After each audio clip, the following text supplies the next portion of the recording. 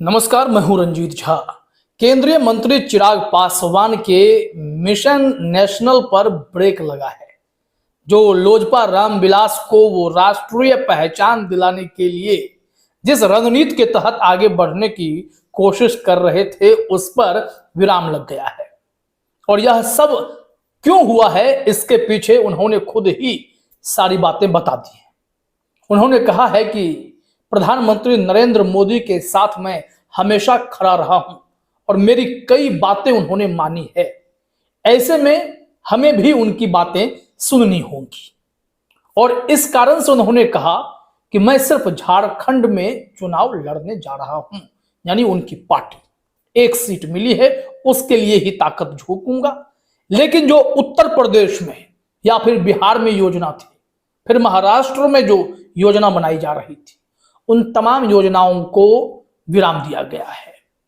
उन्होंने खुद कहा कि उत्तर प्रदेश में चर्चा तो हुई, प्रस्ताव तो आए, लेकिन आखिरी मौके पर हमने तय किया है कि हम वहां चुनाव नहीं लड़ेंगे, वहां पर बीजेपी के लिए प्रचार करेंगे। और जो बात हुई महाराष्ट्र की, तो वहां भी हम उनके साथ ही खड़े रहेंगे, अपने उम्मीदवार नहीं उतारने जा रहे हैं। अब इस संबंध में उनका एग्जैक्ट स्टेटमेंट क्या है, जब वो देखिए अपने स्क्रीन पर। उन्होंने साफ साफ कहा कि उत्तर प्रदेश में हम लोग उपचुनाव नहीं लड़ने जा रहे हैं। उत्तर प्रदेश में हम भारतीय जनता पार्टी का साथ देने का काम करेंगे। महाराष्ट्र में भी हम भारतीय जनता पार्टी का साथ देंगे। बिहार में जो चुनाव हो रहा है, हम गठबंधन में हैं और एनडीए गठबंधन का साथ देने का काम करेंगे। उन्होंने साफ साफ कहा कि सिर्फ झारखंड में ही हमारी पार्टी विधानसभा चुनाव लड़ेगी। और जो यूपी को लेकर ताल ठोक रहे थे, फूलपुर और मंझवा, मेरे ख्याल से वो सीट है, उसके बारे में कहा गया उत्तर प्रदेश की राज्य कमेटी ने हम लोगों को प्रस्ताव जरूर भेजा था, लेकिन लोगों ने वहां चुनाव लड़ने से मना किया है। मैं स्पष्ट कर दूं कि यूपी में चुनाव लड़ने को लेकर राज्य इकाई के प्रस्ताव को संसदीय बोर्ड ने अस्वीकार कर दिया है। एलजेपीआर यूपी में उपचुनाव नहीं लड़ेगी, हम सिर्फ झारखंड में लड़ेंगे। अन्य राज्यों में हम उपचुनाव में एनडीए का समर्थन करेंगे।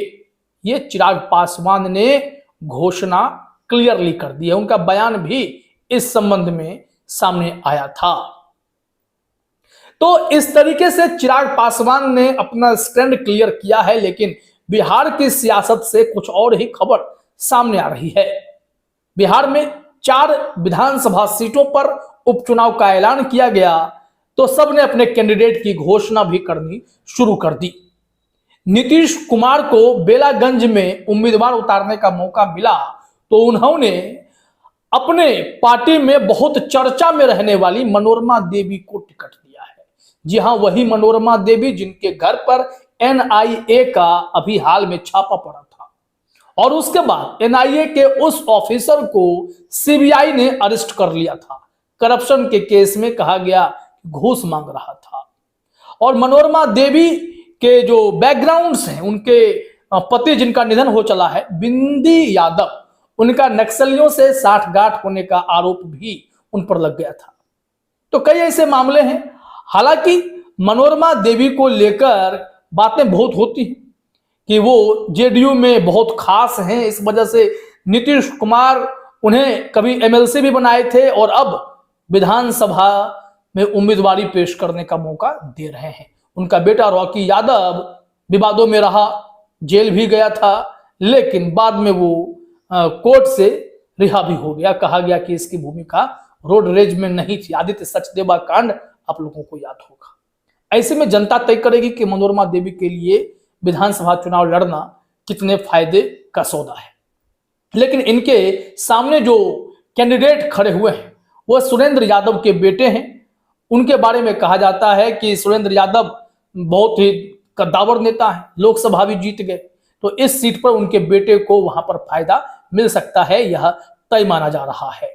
वहीं जीतन राम मांझी ने अपनी बहू को ही इमामगंज से उम्मीदवार बना दिया है। तो बेसिकली पॉलिटिक्स में यही चलता है।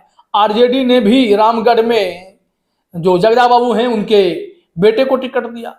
अजीत कुमार सिंह को, सुधाकर सिंह पहले वहां पर विधायक थे, वो सांसद बन गए। तो ऐसे में यह पूरा सिस्टम क्लियर है कि राजनीति में यही चल रहा है। और शायद राजनीति का भविष्य भी ऐसे ही सीढ़ी दर सीढ़ी बढ़ता हुआ दिखाई पड़ेगा। लेकिन जो चिराग पासवान को लेकर है, उन्होंने अपने मिशन नेशनल पर ब्रेक लगा दिया है।